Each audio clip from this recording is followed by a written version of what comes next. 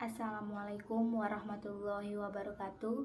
Perkenalkan, nama saya Ade Putri Delvia Cahyati, NIM 2020A1H025, Prodi PGSD 5A.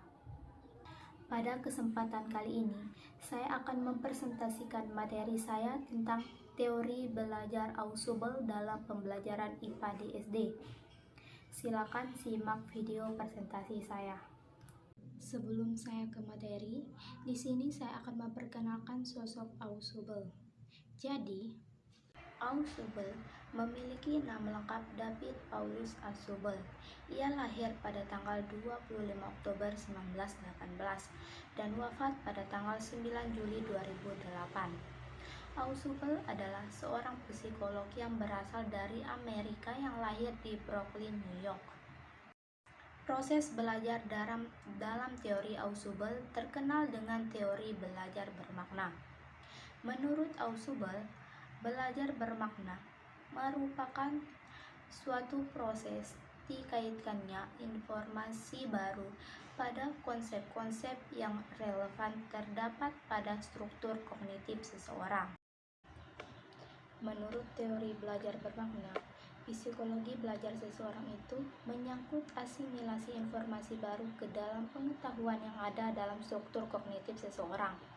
Jadi, menurut Ausubel, informasi baru diasimilasikan pada subsumer relevan yang telah ada dalam struktur kognitif seseorang. Jadi, asimilasi tersebut menghasilkan hasil belajar yang menyebabkan pertumbuhan dan modifikasi subsumer yang telah ada dalam otak. Berikut adalah ilustrasi subsumer tersebut. Mari kita perhatikan bersama-sama ilustrasi tersebut.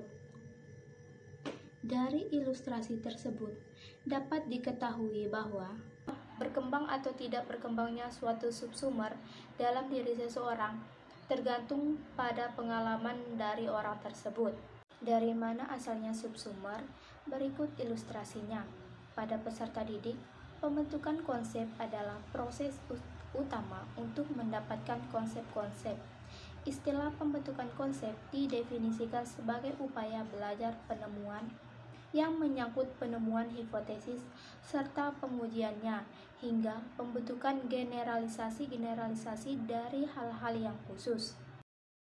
Penerapan teori belajar Ausubel dalam pembelajaran IPA di SD. Ausubel berpendapat bahwa pelajaran secara verbal lebih efisien dari segi penggunaan waktu penyelenggaraan pembelajaran. Peserta didik juga dapat mempelajari materi pembelajaran dalam jumlah yang banyak. Pembelajaran secara verbal dapat ditempuh dengan cara-cara tradisional. Contohnya sebagai berikut. A.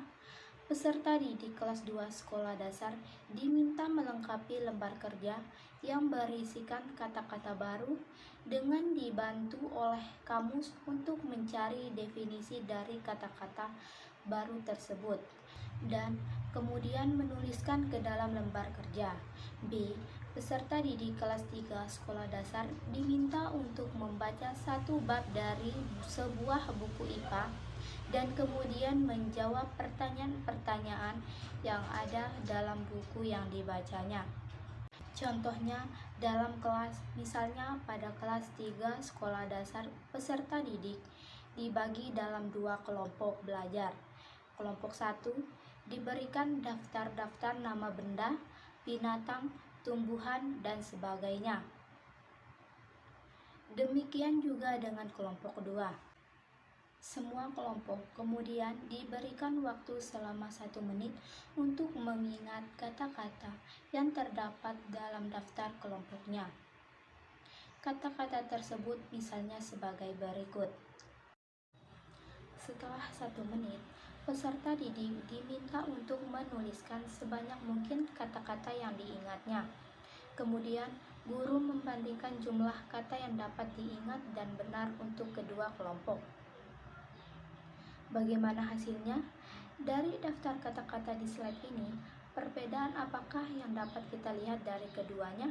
Daftar 2 terdiri dari kata-kata tersusun dalam suatu pola: nama buah, nama pohon, nama hewan, dan nama warna.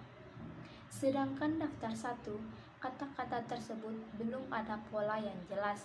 Jadi, dapat kita ketahui bahwa kata-kata dalam daftar 2 lebih bermakna bagi siswa. Adapun prinsip yang terdapat dalam teori Ausubel yaitu prinsip diferensiasi progresif dan prinsip rekonsiliasi integratif. Prinsip diferensiasi progresif dalam teori belajar Ausubel berisikan cara penyajian konsep-konsep umum, kemudian dilanjutkan dengan penyajian konsep-konsep yang lebih khusus. Dalam suatu seri pembelajaran, peserta didik diperkenalkan terlebih dahulu dengan konsep-konsep yang paling umum. Kemudian, berangsur-angsur dilanjutkan ke konsep-konsep yang lebih khusus. Guru membelajarkan konsep-konsep umum terlebih dahulu, kemudian secara perlahan-perlahan menuju ke pembelajaran konsep-konsep yang lebih sederhana. Prinsip rekonsiliasi integratif dalam teori belajar Ausubel menegaskan bahwa dalam membelajarkan suatu konsep, konsep-konsep baru perlu diintegrasikan dan disesuaikan dengan konsep-konsep yang telah dipelajari sebelumnya. Dalam hal ini, guru dituntut untuk mampu menunjukkan saling terkaitnya konsep-konsep dan prinsip-prinsip kepada siswa. Teori belajar Ausubel belajar bermakna lebih mudah berlangsung bila konsep-konsep baru dikaitkan pada konsep yang lebih umum. Konsep yang lebih umum berada pada puncak dan semakin ke bawah, konsep-konsep diurutkan menjadi lebih khusus. Berikut adalah contoh peta konsep yang dimaksud. Nah, bisa kita lihat pada gambar tersebut. Air adalah sebagai konsep yang paling umum karena diletakkan pada puncak skema. Air diperlukan oleh makhluk hidup. Makhluk hidup dikelompokkan menjadi manusia, hewan, dan tumbuhan. Contoh dari manusia, misalnya saya sendiri. Contoh dari hewan adalah ayam dan sapi.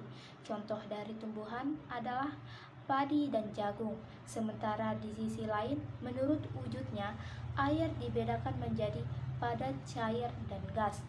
Wujud padat bisa kita lihat pada salju dan juga es, sedangkan wujud cair bisa kita lihat pada air, dan wujud gas contohnya uap. Sekian presentasi dari saya. Wassalamualaikum warahmatullahi wabarakatuh.